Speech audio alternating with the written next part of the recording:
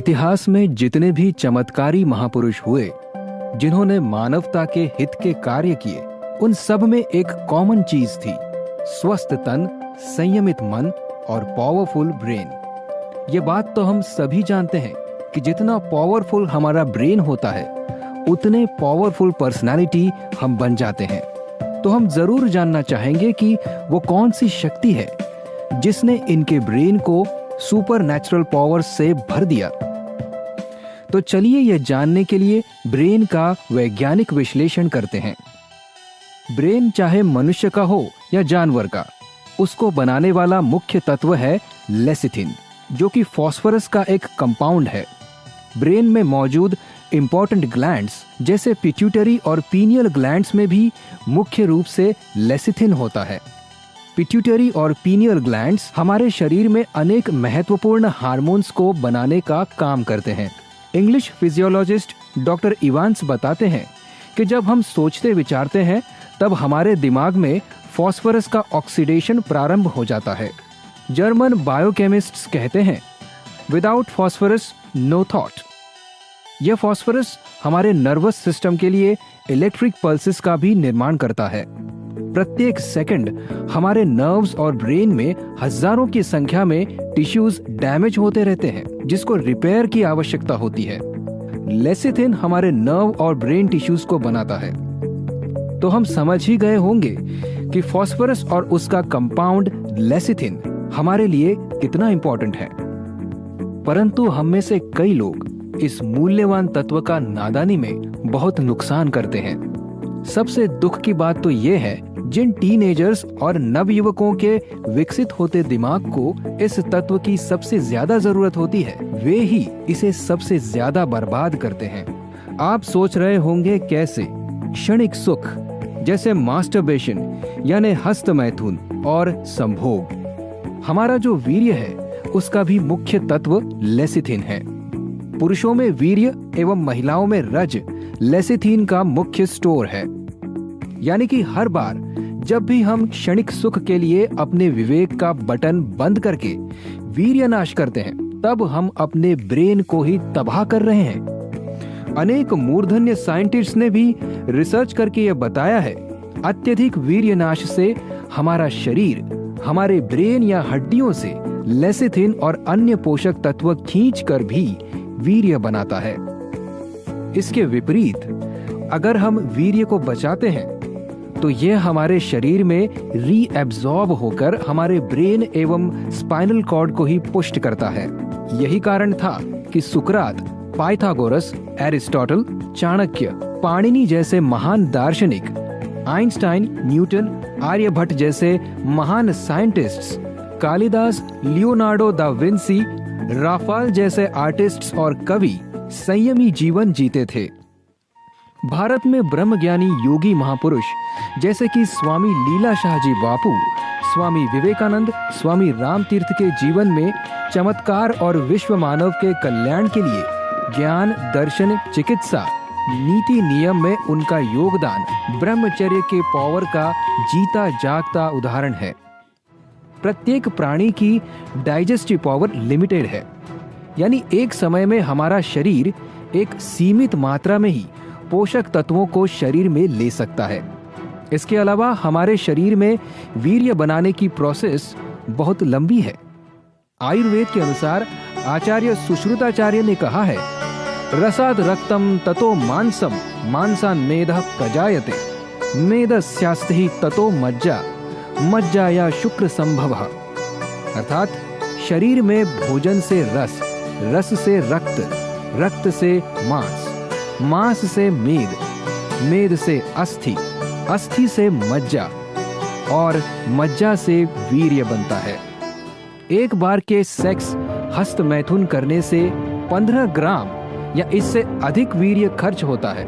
40 दिन के परिश्रम के बाद रोज के 700 ग्राम भोजन से 20 ग्राम वीर्य बनता है। इस बहुमूल्य वीर्य को संतानोत्पत्ति के सिवाय किसी भी अन्य तरीके से नाश करने से neurasthenia, anaemia, malnutrition, asthenia of the muscles and nerves और मेंटल एग्जॉशन जैसे नर्वस डिसऑर्डर्स होते हैं। बात सिर्फ यहीं पर खत्म नहीं होती।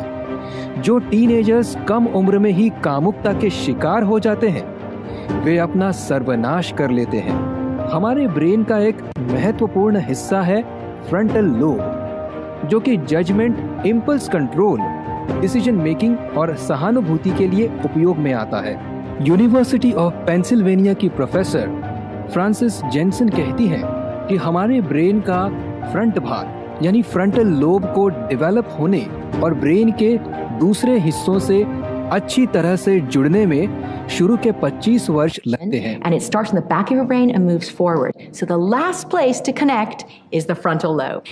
इनका कहना है कि टीनेजर्स के ब्रेन में बड़ों की अपेक्षा साइनेप्टिक प्लास्टिसिटी यानी परिवर्तनशीलता ज्यादा होती है।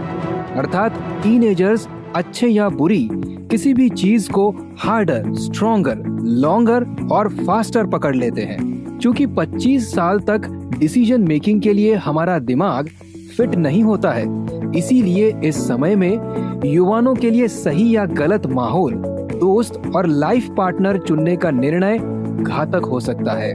अभी जो बात साइंटिस्ट्स बताते हैं, ये बात प्राचीन काल से ही चली आ रही है। इतना ही नहीं, बल्कि विश्व की कई पुरानी सभ्यताओं और संस्कृतियों में भी संयम का पालन होता था। नॉर्थ ट्रांसवाल के बाहांडा में शादी से पहले कोई यौन संबंध की अनुमति नहीं होती थी। सिंटेक्स जाति में पति अपने पत्नी के साथ एक ही घर में नहीं रहते, केवल अपने पत्नी के घर मिलने जाते थे। ऑस्ट्रेलिया एबोरिजिनिस के लोगों में अनियमित यौन संबंध का प्रचलन नहीं था। यहाँ तक कि किसी अकेले पुरुष को लड़की या अविवाहित स्त्री से बातचीत करने की भी अनुमति नहीं होती थी। सेरी जाति में युवक को शादी से पहले अपने संयम की परीक्षा में योग्य होने के लिए 1 वर्ष तक ब्रह्मचर्य का पालन करना आवश्यक था।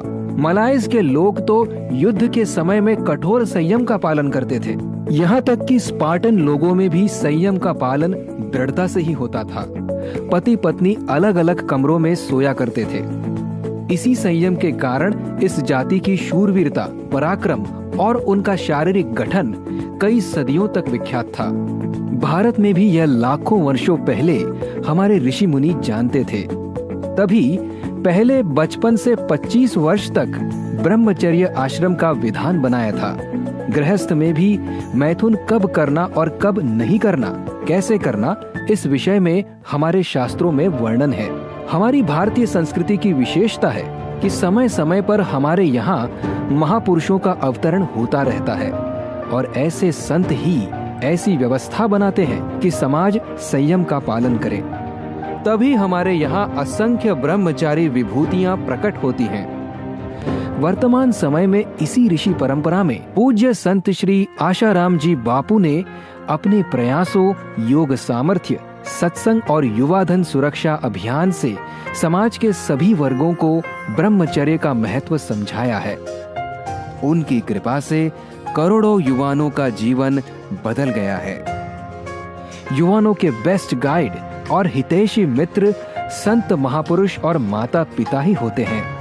इसलिए पूज्य बापूजी ने टीनेजर्स और युवाओं के ब्रेन को डैमेज करने वाले वैलेंटाइन डे के बदले पारिवारिक स्नेह बढ़ाने वाले मातृ पितृ पूजन दिवस की परंपरा को शुरू किया।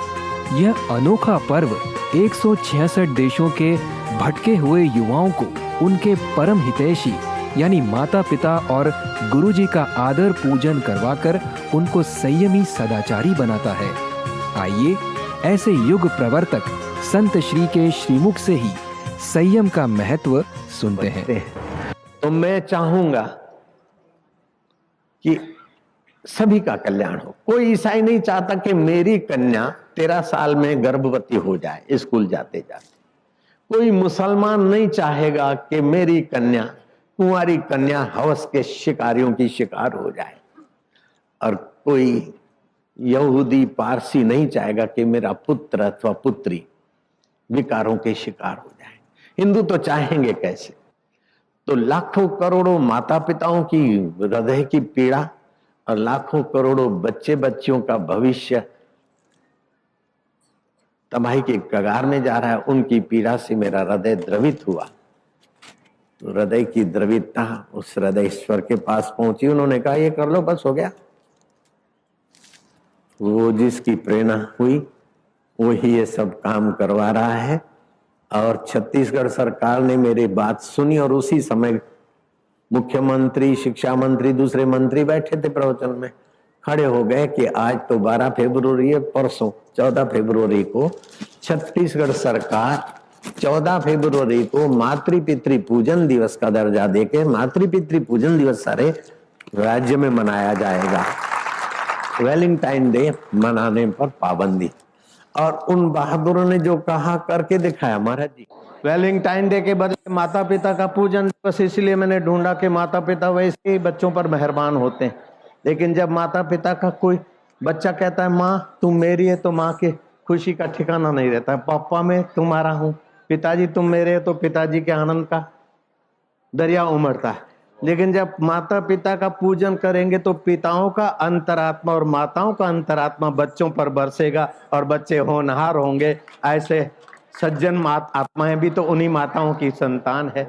नारायण। इसलिए मैंने वैलेंटाइन डे का विरोध नहीं, लेकिन वैलेंटाइन डे के कुप्रभावों से बचकर माता पिता का सत्कार करके और सभी संतानें, चाहे हिंदुस्तान की हो चाहे विश्व के ब्रह्मांड के किसी भी कोने की हो, सभी बालक बालिकाएं उन्नत हो और सभी माता पिता प्रसन्न रहो और माता पिता नर्सिंग होम के हवाले ना हो, पराधीन जीवन न जिए, बच्चों से सम्मानित रहें और बच्चे उनसे आशीर्वाद लेकर सुश्रेष्ठ रहें। इसलिए ये भगीरथ कार्य हुआ। और फिर ये संत है, भगीरथ तो अकेले थे, मैं अकेला नहीं हूँ, बहुत सारा समाज मेरे साथ है और उन्हीं का कार्य समझ के दौड़े दौड़े आते हैं। कृपालु संत है। पिछले एपिसोड में हमने वादा किया था कि हम आने वाले एपिसोड्स में वीर्य रक्षण के कुछ उपाय लेकर आएंगे। आइए अब हम वीर्य रक्षण के कुछ सरल उपाय सीखते हैं। जब भी हमें काम विकार सताए तो हम मूल बंध कर लें, यानी गुदा द्वार का संकोच कर लें एवं पेट को भीतर की तरफ खींचकर फेफड़ों में भरी हवा को जोर से बाहर फेंके। 2-3 बार किए इस प्रयोग से अभूतपूर्व लाभ होगा। यह प्रयोग दिखता छोटा सा है मगर बड़ा महत्वपूर्ण यौगिक प्रयोग है। इस प्रयोग से आंधी की तरह आया हुआ काम विकार का वेग शांत हो जाएगा और आप वीर्य पतन से बच जाएंगे। इसके अलावा कुछ योगासन भी आपको इसमें मदद करेंगे, जैसे पाद पश्चिमोत्तानासन, सर्वांगासन, स्थल बस्ती और अश्विनी मुद्रा। इन आसनों को करने की विधि के लिए डिस्क्रिप्शन में दी गई लिंक को देख सकते हैं। अभी आपने वीडियो में देखा कि वीर्य नाश से हमारे मस्तिष्क और नर्वस सिस्टम को किस तरह से नुकसान होता है। आने वाले एपिसोड्स में हम वीर्य नाश के और भी कई दुष्परिणाम देखेंगे जो शरीर के सूक्ष्म भागों, चक्रों को भी प्रभावित करता है, जिसकी भरपाई नहीं की जा सकती। इसके साथ वीर्यनाश और संयम के कई और पहलुओं पर भी चर्चा करेंगे। आप हमारे साथ जुड़े रहें। तो आइए आज संकल्प लें कि आज से हम अपने वीर्य की रक्षा करके दिव्य जीवन के द्वार खोलेंगे। आप अपने सुझाव हमें ईमेल या व्हाट्सएप से भेज सकते हैं। जब भी चाहे परम आनंद उठा लेते हैं, जब भी चाहे परम आनंद उठा लेते हैं, अपने माता पिता के पांव दबा लेते हैं, अपने माता पिता के पांव दबा लेते हैं।